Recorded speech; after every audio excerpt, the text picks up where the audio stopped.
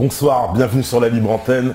Voilà, comme tous les soirs, rendez-vous sur metatv.org. Bonsoir à tous ceux qui sont connectés, hein, l'Invisible, Alasso, Manitei, Daniel, Cyrine, Ozzy, Zinzel, Fay, Basilicman, etc.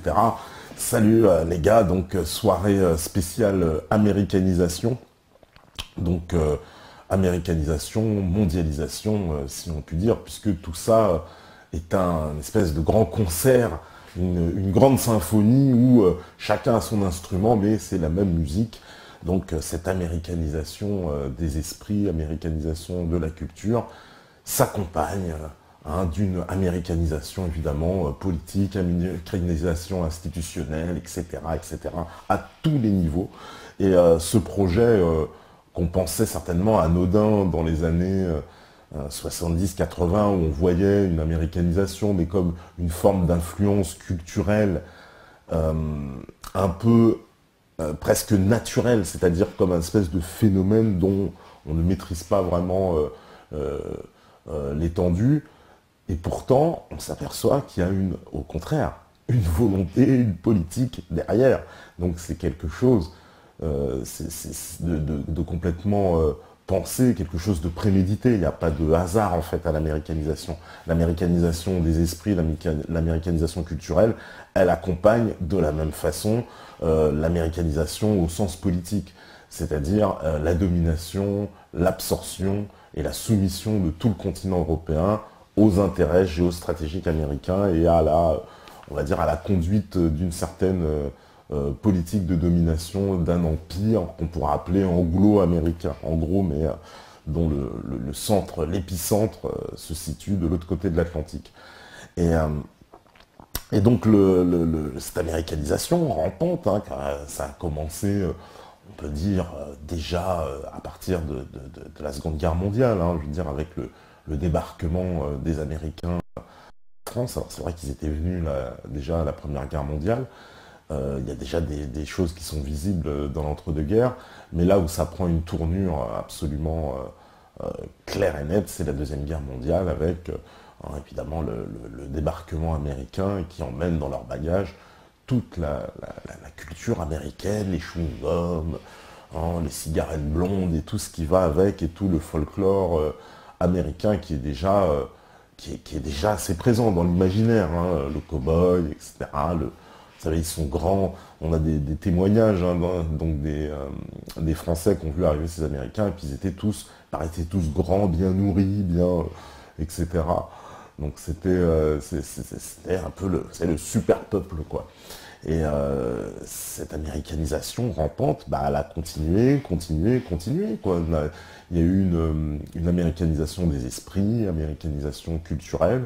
Et puis au fur et à mesure, on a commencé à décrypter, alors ça c'est un phénomène plus récent, de décrypter les réseaux, hein, qui ont servi, qui ont été on peut dire les épines dorsales un peu de cette américanisation, et qui ont pendant des années œuvré, on va dire, usé de propagande constante pour chacun dans son secteur imposer les thèses, hein, qui étaient concoctées ailleurs. Voilà. Alors, je veux dire, on sait bien que le projet de l'Union européenne, c'est un projet qui a été complètement aux mains des Américains, mais il n'y a pas que ça. Il y a toute cette attaque, hein, avec le cinéma. Donc les fameux accords Bloom-Burns, pour ceux qui connaissent, les fameux accords Bloom-Burns, c'est quand même assez extraordinaire, ces accords. Les Américains nous demandent clairement, voilà, vous avez, comment dire, vous avez besoin d'argent, nous, effectivement, votre pays est détruit, on vous ramène des fonds, du capital, du crédit, parce qu'évidemment, cet argent qu'on nous prête, il est à crédit, hein, c'est pas un cadeau, hein, c'est un crédit. Un crédit, vous le remboursez. Hein, c'est pour ça que quand on nous parle toujours de dette des Américains, la dette a été remboursée. Après, on va parler d'une dette morale. Une dette morale, ça c'est autre chose. La dette morale, ça, c'est parce que pendant longtemps aussi, ça fait partie du processus des Américains venus évidemment sauver la France Et les Français seraient évidemment redevables ad vita aeternam devant toutes les générations, puisque sinon la France n'existerait plus. Et cette arrogance même qu'ils prétendent qu'on leur affiche, on leur devrait notre indépendance, évidemment, grâce à leur intervention. Et donc, c'est vrai qu'historiquement, la France était détruite, occupée par l'Allemagne. C'est un fait historique établi. Sans l'intervention anglo-américaine sur le continent, il paraît évident que la France ne serait pas libérée. Maintenant, l'histoire ne prouve pas qu'elle n'aurait pas pu se libérer sur la longueur, parce que il ne faut pas croire que la résistance se serait organisée dans toute l'Europe. Enfin, je veux dire, cet empire nazi, oui, ça aurait été particulièrement ingérable. Alors oui, c'est vrai qu'il aurait pris certainement une tournure de plus en plus autoritaire, mais je ne vois pas comment il pouvait être déjà plus autoritaire que ce qu'il était, mais ça paraissait, voilà, de toute façon, particulièrement mal parti, mal joué. Alors, voilà, vous êtes tellement réactif. Hein, là, comment dire, voilà, on me dit respect pour la ponctualité. Il y en a qui remarquent effectivement que nous sommes souvent à l'heure, je dois le dire. Et on me dit, voilà, l'américanisation. Les Américains, en échange du plan Marshall, ont demandé l'ouverture totale des cinémas aux films américains. Voilà, c'est Chalas, c'est le fameux accord Bloom-Burns. Alors en plus, on n'a rien vu venir. C'est vrai qu'on a joué un peu, genre, ah bah, vous voulez que ça, oh, bah, c'est que le cinéma, allez. Oh bah, c'est... Et il paraît que même ils se demandaient, bah, ils veulent que ça du cinéma, le cinéma, ils sont sérieux, ah bon ils ne voyaient pas venir, hein, si j'ose dire, le renard dans le poulailler, quoi. Là, ils ont fait rentrer absolument le loup, quoi. Hein, mais sans s'en rendre compte, hein, ils rentrent par la porte du cinéma. Ce qui est aussi, voilà, une vraie stratégie de séduction. D'ailleurs, on ne répétera jamais assez hein, cette phrase d'un responsable du Pentagone qui disait que de toute façon Hollywood et le Pentagone ont le même ADN. Donc on voit bien que cette ouverture du cinéma français, elle n'était pas demandée au hasard par les Américains. Il y avait voilà, un plan, un agenda par derrière de formater cette nouvelle culture française et en tout cas de la faire venir et qu'elle adhère à ces valeurs américaines, valeurs déjà, bon, pour, on va dire, une espèce de vision comme ça, une bonne vision de l'Amérique, une vision, on va dire, assez détachée. Et puis aussi, et ça c'est le plan à long terme, enfin, à long terme, mais qui a bien fonctionné, que les peuples européens, en particulier les Français, adhèrent à certaines valeurs aussi capitalistes, néolibérales, de consumérisme très poussé. Voilà, ça fait partie aussi de la chose. Et ça a complètement fonctionné. Voilà, on me cite aussi à Sandax qui me dit Walt Disney. Walt Disney, voilà, un grand propagandiste, hein, fait partie absolument de l'arsenal culturel américain qui formate donc les enfants dès le plus jeune âge. Puis en plus, vous savez, Walt Disney bénéficie comme ça d'une espèce de nuage de sainteté. Hein. Il y a les gens ont horreur qu'on s'en prenne à Walt Disney. C'est comme si on était un affreux méchant qui veut dévorer des enfants, alors que Walt Disney, il mérite qu'on aille creuser ce qu'il y a derrière, parce que ce sont des films voilà, destinés effectivement à la jeunesse, donc c'est le formatage, hein, donc on peut appeler ça comme ça, un véritable formatage de la jeunesse, et ce formatage, on voit bien que il mène à une, comment on pourrait dire, à une espèce de libération, ouais, libération, je ne sais pas si le mot est bien choisi, peut-être une perversion des esprits dès le plus jeune âge, avec en particulier, alors ça, Walt Disney, ils se sont fait épingler là-dessus plein de fois, on va dire, une espèce d'approche du sexe assez délurée pour des enfants de cet âge, quoi. Et ça, dans de nombreux dessins animés, où on a, par exemple, les personnages qui sont souvent... alors, ça, c'est pareil, c'est quelque chose qui a été remarqué par plein de gens qui ont étudié ces dessins animés. Souvent, les enfants, dans les films de Walt Disney, ils sont soit abandonnés de leurs parents, soit leurs parents sont très méchants, soit ils sont morts. Donc déjà, il y a une volonté d'isoler donc et de casser le cercle familial. Ça, c'est vraiment mais constant dans Walt Disney. Alors, vous pouvez analyser vos dessins animés préférés, vous verrez. Et ensuite, il y a une représentation de la femme, une représentation de la féminité qui est toujours connotée sexuellement avec des femmes qui sont plantureuses, avec des grosses poitrines, hein, des fesses charnues, etc. Des choses qui sont pas du tout vous savez, dans l'imaginaire d'un enfant. Mais pourtant, là, qui formate donc son conscient, son subconscient, dans une certaine vision de la femme, mais aussi, donc les femmes et les petites filles qui regardent ça, elles aussi s'influencent aussi dans cette vision donc très consumériste, très, vous savez, voilà, le fashion, voilà. Donc c'est très, voilà, tout petit que ça commence. Voilà. Il y a Pirate du Bitume qui dit, voilà, Fantasia, tout juste énorme. Ouais, mon cher Pirate, exactement, voilà, Fantasia, c'est énorme. Ozzy, ce qui m'énerve aussi, que les films de guerre où les Américains sont les gentils, les Arabes les méchants, c'est tout le temps comme ça. Oui, et d'ailleurs, on passe un reportage, on a passé plein de fois, ouais, Hollywood et les Arabes, où on voit bien que l'image, voilà, des Arabes dans le cinéma américain, elle a été complètement mais perverti complètement. On a donné une image de terroriste. On vous avait fait, voilà, à chaque fois qu'on a mis un arabe quelque part, d'ailleurs, ils en mettent à toutes les sauces. Hein. C'est-à-dire qu'on vous fait, par exemple, il y a une scène hallucinante dans Retour vers le futur, dans le 1, où à un moment donné, on ne comprend pas, il y a des terroristes au moment où ils doivent s'emballer, il y a des terroristes libyens, on ne sait pas, terroristes libyens aux États-Unis. Non, mais permettez-nous de rire, hein. C'est plutôt les terroristes américains en Libye dont il faudrait parler. Alors, je ne sais plus qui a dit que les USA sont le seul pays qui se soit passé directement de la colonisation au déclin sans passer par l'étape de civilisation. C'est trop vrai, même si on a tendance à penser le contraire. Propagande oblige. C'est Zinzel qui nous dit ça. Ben, je trouve ça excellent. Tout à fait. Un pays qui est passé, mais c'est excellent, exactement, de la colonisation au déclin, sans la période de civilisation. Et en même temps, un empire à dimension mondiale, donc c'est la première fois effectivement, enfin, à notre connaissance, dans l'état de nos connaissances, que dans l'histoire de l'humanité, on a un empire donc à dimension mondiale. Sans oublier Hollywood et les Arabes, voilà, bah, j'en parlais juste un instant, Canal 30. Qu'est-ce qu'on me dit? Alors, avec leur histoire de science-fiction, d'être allés sur la Lune, ils ont coulé l'URSS pour garder les marchés internationaux, alors que l'URSS était tout point au-dessus spatialement. Et là, c'est tout le marché qu'ils veulent garder pour eux. Ils tuent, détruisent tout sur leur passage et abrutissent avec Walt Disney. C'est Brady qui nous dit ça.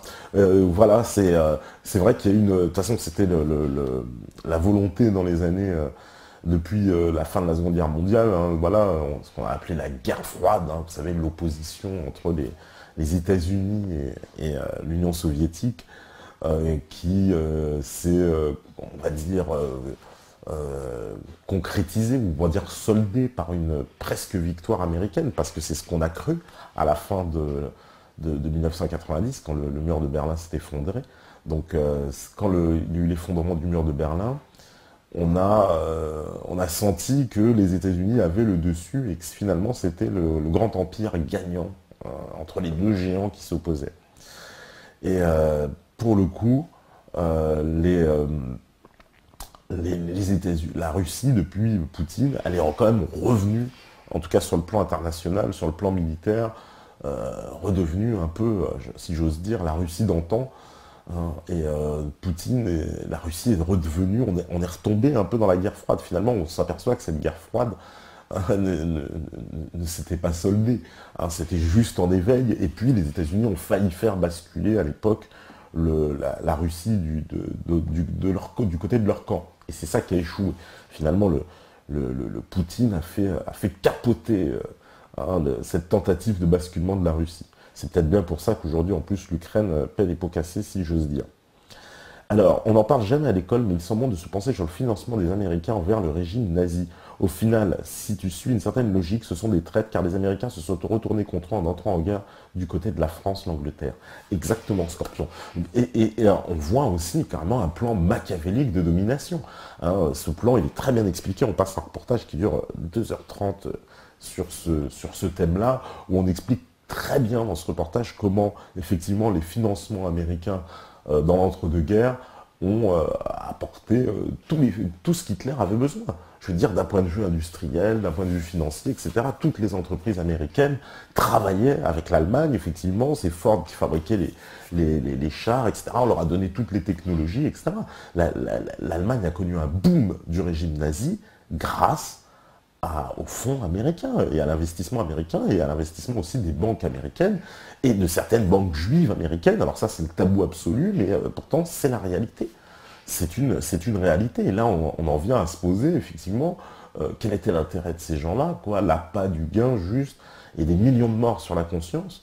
C'est parce qu'ils savaient très bien, quoi, ce régime nazi, en le renforçant, en lui donnant les moyens, qu'Hitler allait provoquer une guerre terrible. Mais c'était évident. Hitler a annoncé qu'il allait réarmer, etc., machin.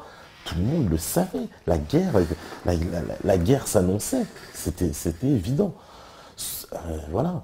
Alors, se pencher sur le financement du régime nazi amène à de grosses surprises. Il ne faut pas hésiter à étudier cette période. Tout à fait, Daniel. Ça remet tout en cause. Voilà. C'est pour ça que c'est tout à fait raison de dire que c'est important de s'intéresser à cette période parce que ça remet en cause après cette vision un peu simpliste de la Seconde Guerre mondiale avec des gentils, des méchants et d'avoir un discours un petit peu plus nuancé. Nous, qui n'avons pas vécu cette période et qui pouvons avoir maintenant accès à pas mal d'informations sur cette période, puisque les choses sont aussi en train de se débunker, on ne peut pas porter le même regard que les anciens sur ce qui s'est passé. Et forcément, on doit faire ce travail de s'intéresser, de savoir, de comprendre les causes. Parce que c'est trop facile, effectivement, de dire « Ah ben oui, les Allemands sont tous des nazis, d'affreux méchants. » Mais ils ont été financés. L'Allemagne, en plus, a été dans un piteux état. Hein. Quand Hitler il a repris l'Allemagne, vous savez très bien, c'était en l'époque de cette république de Weimar décadente complètement, où on était obligé de se travailler avec une brouette de marque pour aller acheter le pain. Donc c'était ça l'Allemagne. Hein. Donc forcément, Hitler, qui l'a financé, l'Allemagne qui redevient une des plus grandes puissances mondiales en quelques années. Hein. Donc voilà, avec tout ce qu'il fallait pour faire une grande guerre. Hein. Et ça, il ne pouvait pas l'ignorer. Il ne pouvait pas l'ignorer. Je veux dire, quand Ford il fabrique des tanks, il se dit bien qu'à un moment donné, quand je fabrique des milliers de tanks, c'est bien pour m'en servir. Bon, faut arrêter de prendre les gens pour des imbéciles aussi. Ça, ce serait l'argument juste. Oui, oh non, mais attends, ils vendaient des tanks pour faire de l'argent. Non, ils savaient très bien ce qui allait se passer. Donc, et derrière ça, on voit qu'il y a donc un agenda, parce que ces gens-là ne peuvent pas ignorer.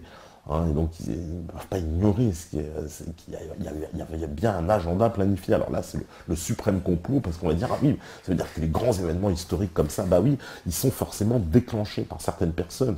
Hein, quand on pense au déclenchement de la Seconde Guerre mondiale, c'est l'invasion de la Pologne. Qu'est-ce qu'est devenue la Pologne après la Seconde Guerre mondiale? Elle a été complètement abandonnée.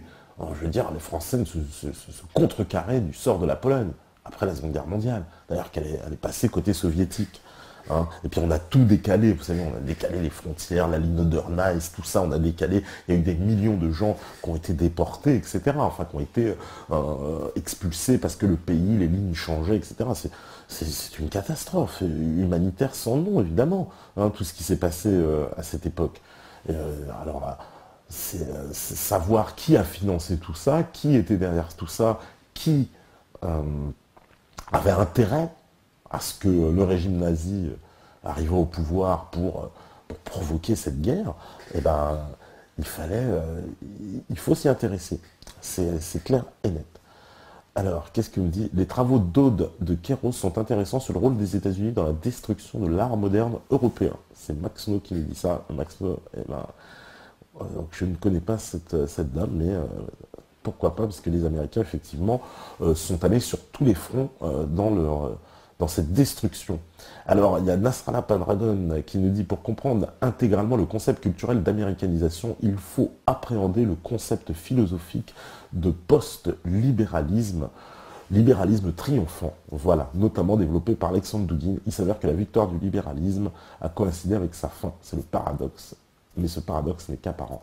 Voilà, donc oui, effectivement, ce libéralisme absolu qui avance, faut se rendre compte quand même que ce qu'était la France, imaginons il y a 30-40 ans, le système économique dans lequel elle était. Je veux dire, il n'y avait que des structures d'État, tout appartenait quasiment à l'État, en tout cas les grands secteurs de l'économie. Il y avait un service public très important, énormément d'industries, de sociétés, d'entreprises publiques de très grande envergure. Il y avait une grande recherche. On avait un système de santé et d'éducation classé parmi les meilleurs du monde, parce que entièrement public. Aujourd'hui, il faut quand même faire le bilan. Hein, et donc il y a eu cette libéralisation à marche forcée, alors une libéralisation imposée via l'Union européenne, mais quand on sait qui est derrière l'Union européenne, qui tire les ficelles de cette Union européenne, on voit bien que de toute façon l'intérêt des grandes multinationales américaines, justement, c'est de faire sauter ces frontières, de faire sauter tous ces verrous qui tenaient les pays. Et la France était certainement de leurs conquêtes avec laquelle ils se régalent, ils se goinfrent, si j'ose dire, sur le dos de la France. Alors, il y a sa sainteté Sainte-Quenelle qui dit, voilà, bonsoir Tepa, je crois que le clivage Russie-USA, c'est la même chose que le clivage gauche-droite. Les gens s'enflamment sur Poutine, mais seulement parce qu'il est en face. Personnellement, je ne veux plus de l'oligarchie, je ne veux pas plus de l'oligarchie russe que de l'oligarchie judéo-occidentale. Voilà. Donc, oui, tout à fait, oui, c'est aussi, mais on est obligé de tomber dans ces oppositions-là. Malheureusement, j'ai envie de dire que presque, c'est action-réaction, c'est la politique agressive des uns, force les autres à faire des blocs, etc. On est peut-être effectivement dans un faux clivage, mais dans une confrontation totale, il y aura bien deux camps. C'est toujours ce problème des deux camps dans la guerre. Et Poutine, pour le moment, en tout cas, il donne le chemin, on va dire, en tout cas dans la politique qui est donnée, d'être beaucoup plus respectueux, en tout cas, du droit international et de la souveraineté des nations, et attaché justement à ce concept qui est primordial, qui est le fondement même du droit international, mais on va dire de la bonne gestion. Si on parle d'empêcher des guerres, il faut déjà commencer par le fait que tous les pays doivent se respecter. Et en particulier, justement, les pays les plus puissants ne doivent pas envahir, provoquer des guerres. Et comme ils le font, les États-Unis usent, abusent de tout leur pouvoir pour cette domination mondiale. Et il est normal que les autres grandes puissances, il n'y en a pas, on est sur la Terre, hein, on n'est pas sur Jupiter, mais il y a encore, il y a deux grosses puissances, on va dire en devenir, mais qui sont déjà des grosses puissances. Il y a la Russie, forcément, et la Chine. Hein, et puis peut-être demain l'Inde et le Brésil aussi, qui sont voués à devenir des très très très gros pays, mais qui sont confrontés encore à des défis énormes, mais qui sont effectivement voués à devenir des énormes pays. Et donc, dans tout ça, oui, les États-Unis sont une espèce de puissance qui impose sa force par cette domination militaire absolue et qui impose cette loi du libre-échange et met les pays en esclavage par la dette et par ces systèmes de consommation. Alors, vous me dites quoi encore? Il y a Rothschild. Rothschild est-elle la famille qui a financé le nazisme, c'est QSR? On sait qu'ils ont participé. Il n'y a pas que Rothschild, mais il a participé, Warburg, etc. Mais il y a tout un tas de gens qui étaient mandatés aussi par les banques. On sait que même la famille de l'ancien président américain, Prescott Bush, on sait qu'il y avait le père aussi de Kennedy, etc. Donc ça montre bien que tout le milieu bancaire américain, le grand milieu financier, a fricoté avec le régime nazi, bien évidemment. Bien évidemment. Ce sont les Américains qui ont, en plus, hein, pour aller au fond de l'histoire, non seulement ils ont financé le régime nazi dans l'entre-deux-guerres, au même moment où l'Allemagne, elle, ne payait plus ses dettes de guerre. Et vous savez ce qui s'est passé, la France et la Belgique ont envahi la Ruhr pour aller, si j'ose dire, se servir en nature, puisque l'Allemagne ne payait plus ses dettes de guerre. Il est vrai que le traité de Versailles était complètement injuste, puisqu'on avait demandé en plus des francs or, de dédommagement, des milliards de francs or et tout. Enfin, l'Allemagne ne pouvait pas... je veux dire, concrètement, de toute façon, rembourser, c'était complètement de la folie. On essaie aussi dans un but, dans un état d'esprit vengeur, d'atomiser aussi l'Allemagne de l'après-guerre. Donc ça aussi, ça fait partie de la psychologie de l'entre-deux-guerres. Et donc, les Américains ont mis la pression, ont tapé du poing sur la table, parce que les Anglais, d'ailleurs, avaient refusé de se joindre à cette expédition franco-belge. Hein, L'Angleterre, c'est perfide Albion. Hein. Et donc, les Américains ont tapé du poing sur la table et ont fait retirer les troupes. Et donc, on demandait aux Français, aux Belges de se retirer. Et à ce moment-là, il y a eu, je ne sais plus quelle grande réunion, et puis on a dit, bon, bah, hein, l'Allemagne, on va suspendre les paiements, mais nous, les Américains, on va les aider, etc. On va donner de l'argent. Et en fait, pendant ce temps-là, aux États-Unis, c'était la crise. Vous savez, la fameuse crise de 29. Hein, donc c'était une crise terrible. Hein. On a connu, vous savez, c'est à l'époque où on a construit, on a volé tout l'or des Américains. Hein. On a construit Fort Knox avec Roosevelt ensuite, qui a interdit la possession de l'or, et puis on a comme ça aspiré tout l'or des Américains. Donc à la même période, les États-Unis traversaient une crise absolument monumentale. C'est la Seconde Guerre mondiale hein, qui est venue sauver les États-Unis. Hein. Ne soyons pas, n'ayons pas peur des mots, puisque la Seconde Guerre mondiale a redopé évidemment toute l'industrie américaine, mais de façon spectaculaire. Et donc, comment dire, cette crise économique a fait qu'il y avait, parce qu'on le sait très bien, elle a été aussi provoquée, et donc il y avait tout un tas de capitaux disponibles avec ces banquiers qui avaient fait des marches phénoménales sur évidemment leurs avoirs d'or. Hein. Et donc c'est avec cet argent-là qu'on a aussi relevé l'Allemagne. Voyez. Donc c'est du cynisme absolu, quoi. C'est diabolique, voire machiavélique. Alors vous me dites quoi? Groove Shack, pour justifier leur guerre un peu partout dans le monde, les USA développent au cinéma depuis quelques années beaucoup de Marvel. Je ne sais pas si vous avez remarqué, comme s'il fallait, avec les Marvel, masquer leur arrogance et leurs crimes au Moyen-Orient ou même ailleurs. C'est étrange ce développement de super-héros au ciné. C'est Groove Shack, oui, c'est toujours... Bah, l'Amérique aussi, elle aime bien se targuer toujours de... C'est le super-héros, le bien. Hein, c'est l'Amérique. L'Amérique, c'est le bon. Ils ont divisé le monde en deux, hein, les bons, les méchants. Hein, et eux représenteraient évidemment le bon dans toute sa quintessence. Et le reste de l'humanité, en particulier les Arabes, sont méchants. Donc, avec cette simplification du monde, hein, ils ont rendu le monde simpliste, donc le monde en deux, les bons, les méchants. Et eux, évidemment, sont du côté des bons. Hein, les États-Unis se targuent comme ça toujours d'être les super-héros du monde, ceux qui vont sauver le monde, arriver toujours au bon moment. Vous savez, on vous fait toujours ce remake dans les films téléphonés de Hollywood. Hein, d'ailleurs, le film, c'est un peu comme la télévision. Hein, on va même plus les voir. Hein, c'est genre de navet absolu. Voilà. Bon, alors ils ont quand même, j'avoue, beaucoup de talent dans la technologie 3D de synthèse qui donne des images magnifiques et des films absolument sublimes du point de vue de l'image, mais absolument désolant du point de vue de la propagande et du message, quoi. C'est ça qui est assez dramatique. Alors, qu'est-ce qu'il me dit? Nous croquons avec amertume les premiers fruits de ce nouveau paradigme du libéralisme omniprésent, du capitalisme omniscient, du progrès omnipotent. Ne nous plaignons pas d'avoir déraciné les arbres, arraché les fleurs et gâché les fruits du paradigme de la tradition. Voilà. Bah oui, mais on force, parce qu'on nous parle de modernité, hein, on y va, c'est toujours au forceps hein, pour aller enterrer la tradition, hein, puisque tout ce qui est traditionnel est mauvais par nature. C'est comme ça qu'on a un peu élevé les nouvelles générations, hein, par la ringardise absolue, la nouveauté perpétuelle, hein, comme si tout pouvait avoir une renaissance immédiate.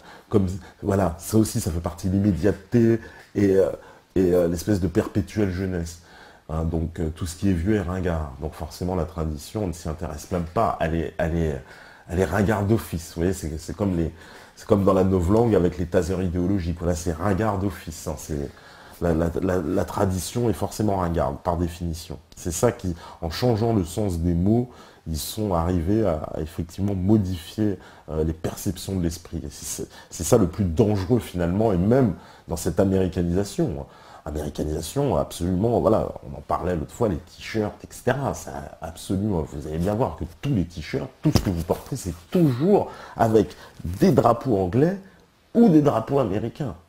Peut-être même un drapeau canadien ou australien. Mais certainement pas un drapeau français. Ça, vous en voyez plus. Ça fait bien longtemps qu'il n'y a plus de t-shirts avec des drapeaux français ou des inscriptions en français. Ça pourrait être des choses écrites en français. Non, c'est terminé. C'est New Wear, machin. C'est impossible. Alors, la troisième guerre mondiale qui va débuter en Ukraine résoudra les crises de 2008 qui n'a toujours pas réellement explosé. Heureusement que l'Europe, c'est la peur des sauvés. C'est Daniel qui nous dit ça. Ouais, la troisième guerre mondiale, espérons encore quelques années quand même, qu'on soit un petit peu plus nombreux à être conscients quoi, de danger de la situation actuelle, c'est clair.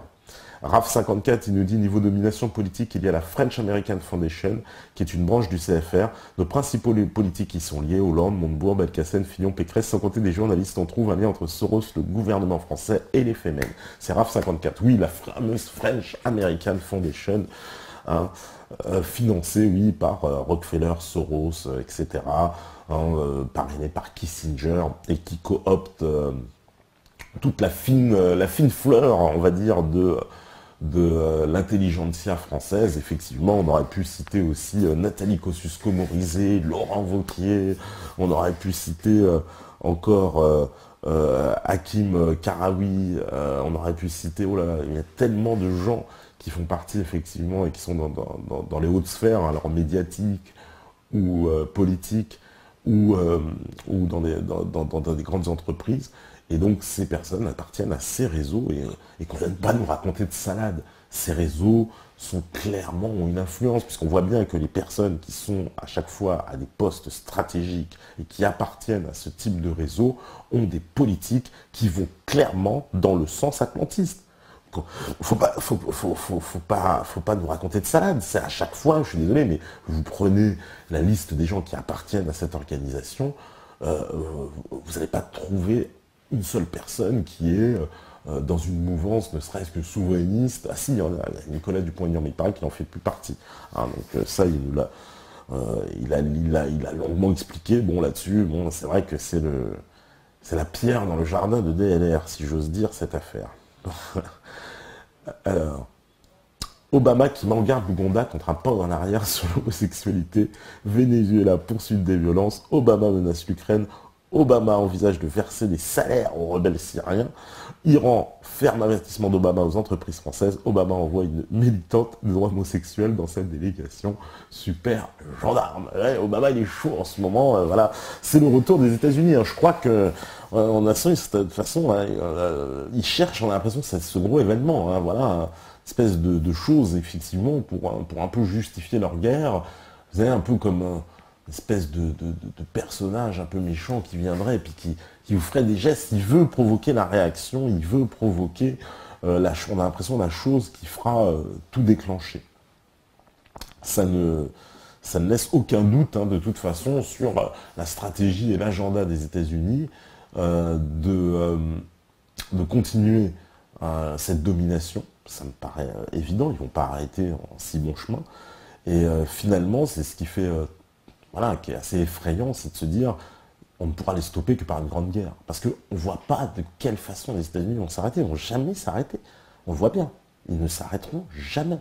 Parce que par définition, de toute façon, un empire, pour survivre, il faut qu'il s'étende. Donc ils s'étendent. Ils ne cessent jamais de s'étendre. Avec à chaque fois le cortège, évidemment, de destruction, hein, le cortège on va dire, de déstabilisation. Je veux dire, il y a un pays qui déstabilise quand même toute la planète. Il faut se rendre compte de ça. Il n'y a pas 10 pays qui déstabilisent la planète. Hein. C'est quand même assez incroyable. Alors, il y a Max No qui dit, quand les armées autrichiennes se sont effondrées en 1916, l'ordre à l'armée française des Balkans de ne pas s'engouffrer, ceux qui auront totalement enfoncé le sud de l'Allemagne, est venu de Clémenceau. Pas de lieu, par contre, il était maçon. Alors, Max No, oui, sauf que Clémenceau, on le sait aujourd'hui, c'est un agent britannique. Et cet épisode, ça, tu fais très bien de le préciser, c'est vrai qu'on aurait pu mettre à genoux directement les Autrichiens et envahir le sud de l'Allemagne. Ça aurait été terrible. Eh bien, bien sûr, c'est Clémenceau qui a donné ordre. Et pourquoi? Parce qu'il ne voulait pas que ce soit justement les Français qui mènent ça. Ce sont encore les Britanniques à la manœuvre. Le Clémenceau, c'était un agent britannique. Et il ne voulait pas que ce soit justement ce contingent français qui puisse renverser l'Allemagne et prendre le dessus. Encore une fois, on s'est fait avoir. Même Clémenceau, on sait très bien dans les négociations du traité de Versailles qu'il a fait... Il a obéi aux intérêts britanniques complètement. Oui, il aurait pu récupérer la Sarre, on le sait très bien. Hein, à l'époque, il aurait pu la récupérer. La France était en droit de le demander, de dire « je veux établir une frontière avec l'Allemagne sur le Rhin ». C'était le droit absolu. Personne n'aurait pu lui refuser. Wilson l'aura accepté, tout le monde l'aura accepté. Ils n'ont pas voulu. C'est évident, c'est évident. C'est clair et net que Clémenceau était un agent à la solde des Britanniques, et c'est bien pour ça. Ça fait partie intégrante du réseau. Comme quoi ce réseau, il est arrivé bien avant la French American Foundation. Ça a commencé déjà même avec Napoléon III, on sait très bien, qui en bavait pour la reine Victoria et qui était complètement béat. Et on est parti faire une expédition au Mexique pour les beaux yeux de l'Angleterre. D'ailleurs, regardez dans quoi on s'est engouffré. On s'est engouffré dans cette guerre avec l'Allemagne. On a fini par perdre l'Alsace-Lorraine. On s'est fait complètement avoir. Donc, la France qui s'allie avec la Grande-Bretagne, c'est contre nature. Parce qu'à chaque fois, on suit l'intérêt de la Grande-Bretagne. Je suis désolé. Et on se fait avoir, mais complètement avoir. Alors, qu'est-ce que vous dites? Vous avez vu ce qui se passe en Ukraine? Ils nous feront le même coup qu'avec la Syrie. Notre Fabius a presque pleuré comme pour la Syrie. Ils ne font plus l'effort de prendre pour des cons. C'est que le 30. Voilà, ils nous font le même coup. Bah oui, on sent, voilà, à chaque fois, c'est bien rodé. Ça, c'est vraiment bien rodé, toujours. Ça commence par des troubles. Et puis, on l'a vu. Moi, je vous invite aussi à aller voir les articles. Charlie, il a fait un super article dessus sur Nouvelles du Front. Pour ceux qui ont Facebook, vous pouvez aller voir son article. Il est magnifique. Et il explique bien, voilà, on avait Thierry Messon aussi qui nous a bien expliqué la situation en Ukraine. C'est un coup d'État comme en Syrie, et toujours avec les mêmes techniques. On s'appuie sur des forces extrémistes. Alors, quand on est dans le cas syrien, c'est djihadistes, c'est takfiristes, les wahhabites, tout ce que vous voulez, tout cet islam extrémiste complètement fou, radical, ces gens qui coupent des têtes, qui font du cannibalisme. Et puis là, c'est pareil, on est parti prendre la Lie ukrainienne, c'est-à-dire l'extrême droite nazie, mais la vraie, pas les nazis, pas les fascistes comme on parle en France, non, des vrais néo-nazis, quoi. Voilà, ça s'appuie sur ces gens-là qui sont armés, cagoulés, qui tuent des gens, ils tuent les policiers, vous voyez. C'est vraiment pour monter la situation en guerre civile. Il ne s'agit pas de simples troubles, de petites manifestations, de manifestants pacifiques. D'ailleurs, on la connaît, celle-là, c'est exactement la même rhétorique, le même discours pour la Syrie. On nous parlait de manifestants pacifiques. Et puis qu'est-ce qu'on apprenait? Qu'il y avait des policiers qui se faisaient shooter par des snipers. Et ça, là, on a vu la même chose, mais exactement la même chose en Ukraine. Regardez les images, vous voyez des snipers, des gens armés, cagoulés, etc.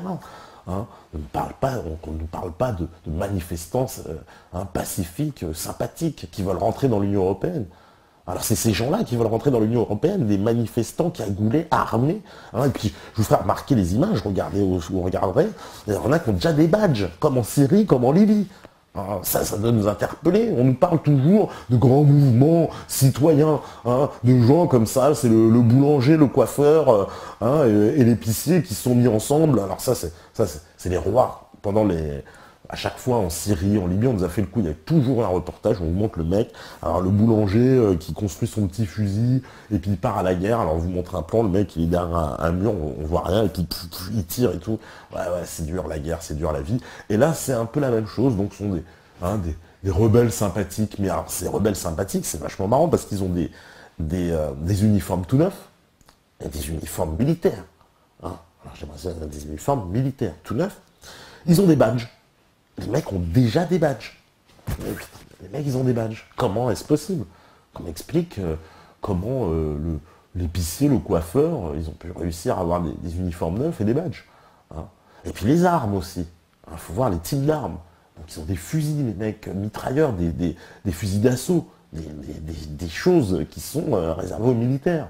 Alors comment l'épicier, il arrive à se fournir comme ça en armes de guerre? C'est quand même extraordinaire. Il faudrait qu'on pose un peu les questions quand même. Voilà. Alors, là, je remonte un petit peu.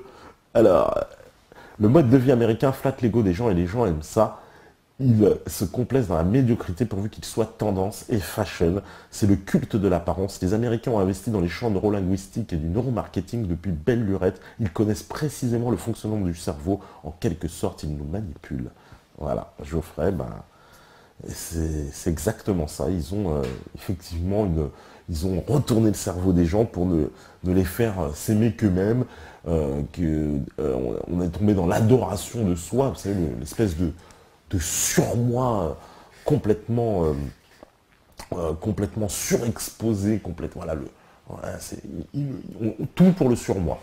Hein. Et dans ce tout pour le surmoi, évidemment, c'est tous les plus vils instincts, les plus bas instincts qui remontent, puisqu'il n'y a plus. Alors là, vous êtes dénué d'esprit critique. Hein. Aujourd'hui, on pense pour vous, hein, la télé pense pour vous. Hein. C'est un peu le principe chez nos concurrents, hein, si j'ose dire. Alors, qu'est-ce que vous me dites? Les États-Unis, la seule grande puissance qui n'a pas eu de guerre sur son territoire, donc ils n'ont pas eu à reconstruire comme le Japon, l'Allemagne, la France, la Russie, la Chine. Ça a certainement contribué à creuser le fossé entre eux et les autres puissances. C'est RAF 54. C'est un fait évident. D'ailleurs, c'est aussi peut-être le fait pourquoi les États-Unis, ils aiment mal faire la guerre chez les autres, mais que chez eux, comme ils n'ont pas connu la destruction de la guerre, ils ne savent pas. Alors c'est pour ça qu'ils ont été traumatisés avec l'histoire du 11 septembre. On leur a fait, ils se sont dit, on va faire une démolition de 2 buildings, les mecs, ils vont pas s'en remettre. Ah, bah, c'est clair. Mais ils n'ont pas connu, effectivement, de guerre proprement dite, à part la guerre de sécession, la guerre d'indépendance. Mais alors, si j'ose dire, guerre civile, guerre fratricide, en tout cas pas de la guerre contre une armée étrangère, et encore moins une armée d'occupation. Donc, s'il y a eu les guerres avec le Canada, accessoirement, vous savez, les Canadiens étaient venus brûler la Maison Blanche. Hein. D'ailleurs, c'est pour ça qu'on l'a appelée la Maison Blanche, parce qu'on l'a repeint comme elle a été brûlée. Enfin, c'est pour dire, ils n'ont pas connu effectivement d'occupation, de guerre chez eux.